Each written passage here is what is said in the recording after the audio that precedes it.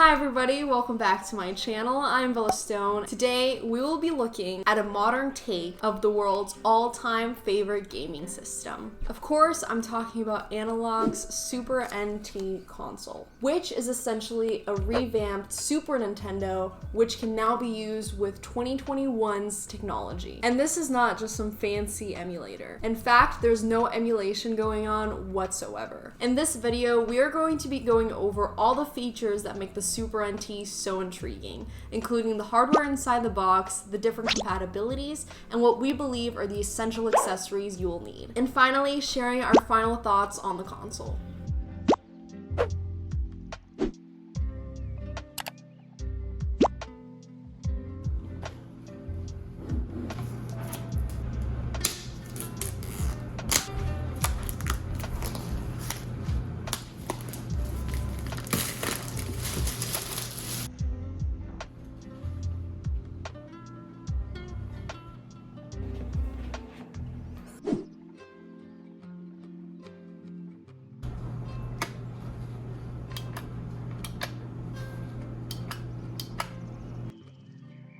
It comes with digital copies of Super Turrican 2 and Director's Cut.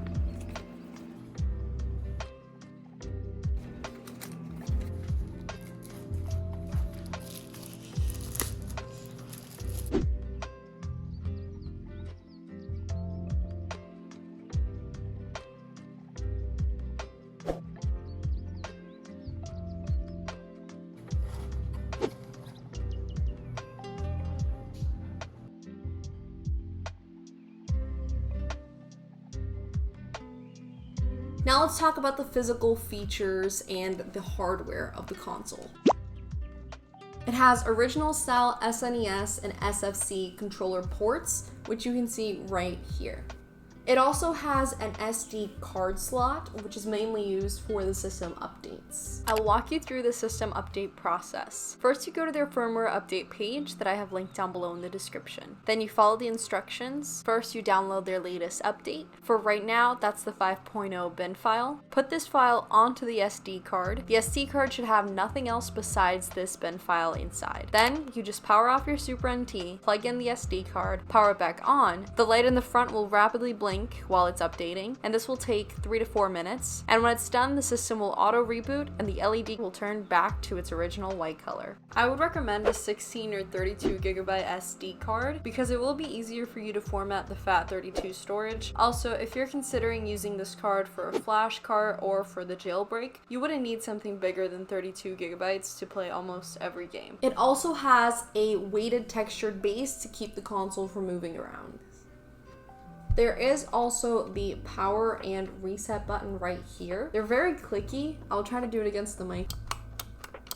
Yeah, it's very satisfying. And this is the cartridge slot, which open up pretty smoothly. It also has a micro USB port, which is just gonna be used for its power. And this is the HDMI slot, which will serve as the HD output. And this right here is a customizable light that the system has to just give you feedback on the console. The core functionality of the system is engineered directly into an Altura Cyclone 5, which is a sophisticated FPGA. This allows you to natively run the cartridges just like in the original console with no lag and beautiful HD graphics. Now let's get more into the video aspects. The HDMI will be able to output 1080p, 720p, and 480p. It has sharp pixels and zero lag. The Super NT is compatible with NTSC and PAL support. NTSC, which covers North America, Central America, and parts of South America. And PAL, which covers Europe, most of Asia, Africa, and parts of South America and Australia. For the software features, you have scanline options to give you that retro CRT feel. In the settings, you can customize your video, audio, and system. And video you can choose from resolution, screen size with horizontal and vertical adjustments, scalers,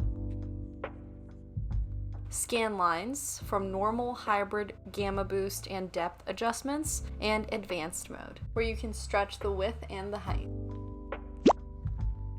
Now I want to show you the high fidelity audio that Super NT outputs 48 kHz with 16-bit stereo.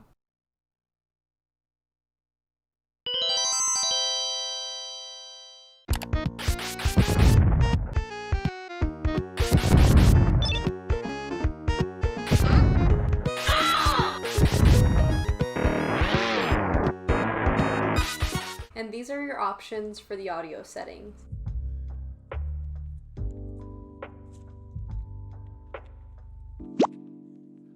As for compatibility, it's both compatible with the Super Nintendo and the Super Famicom cartridges, meaning that it's not region restricted whatsoever. With the exception of the CRT TV accessories, like the Super Scope, however, with the right TV setup, you can definitely still make them work. The SD by default does not allow you to run ROMs. If that is a requirement for you, I do know some credible jailbreaks you can use. However, I personally chose to not mess with the console's OS.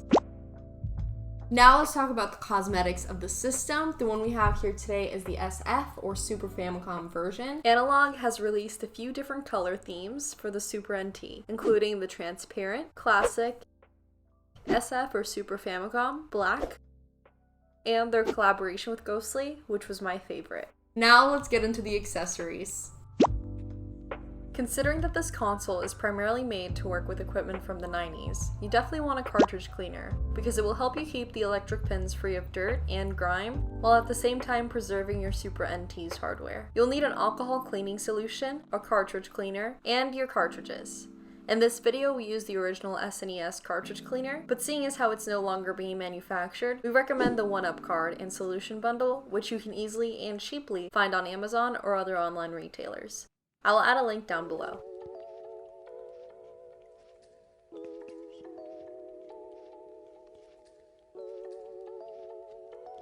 We recommend the 8BitDo 2.4 GHz SN30 or SF30 controller with the original SNES receiver. These come with a mini USB cable and a 2.4 GHz wireless receiver. We were lucky enough to grab a couple of these controllers, however, since they are currently extremely hard to come by, an alternative would be the 8BitDo retro receiver, which allows you to use practically any Bluetooth-enabled controller, so you can play all your retro favorites with the next-gen controllers. It does have a slight lag compared to the first controller I mentioned, but most users don't notice it. I'll add both their links in the description down below so you can check them out.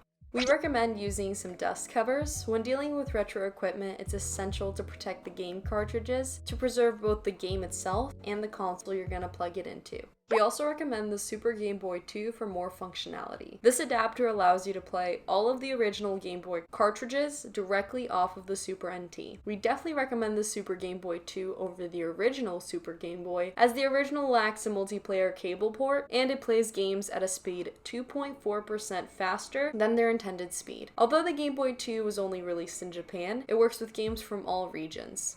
We're excited to try it out with SpaceBot's Datus game. For many games, purchasing a complete in-box edition isn't financially viable. If you are trying to be a collector, the Japanese versions are often cheaper, and some are even in English, like Super Metroid. Another option for storing and displaying your cartridges would be with a custom reproduction case. An example would be the Earthbound Repro case that looks great and fits perfectly on our shelf. You can find great quality cases on eBay or Etsy. The Super NT exceeded our expectations. The system is compact, feels like it's made with premium materials, and overall makes revisiting retro favorites or exploring hidden classics look and sound better than ever. It's hard to find something to complain about. The only downside would be how difficult it is to currently obtain a Super NT. Analogue exploded in popularity after the announcement of the Pocket. Although they are currently listed to restock the classic, SF, and black Super NTs, they sell fast. On a personal note, while testing the Super NT, I played Ben's favorite classic game, Earthbound. I absolutely loved it. It's so sassy and unexpected. One of my favorite early run-ins was when we ran into the billboard maker, who said they were safe from the meteorite because they ate a lot of garlic and worked out. What?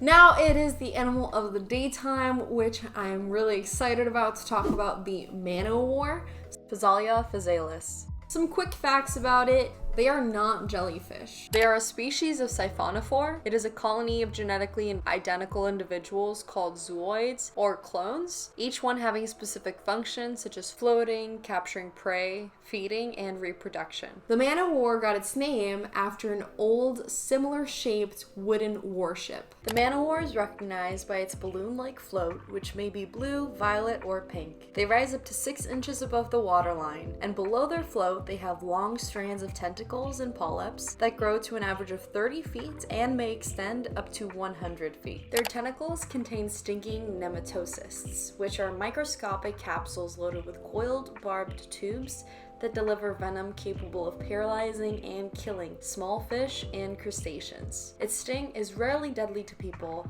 but it does cause severe pain and causes welts on exposed skin. The man-o-war can be found in both the Atlantic Ocean and the Indian Ocean. Thank you so much for taking the time to watch my video. I hope you enjoyed it. If you did, don't forget to like down below.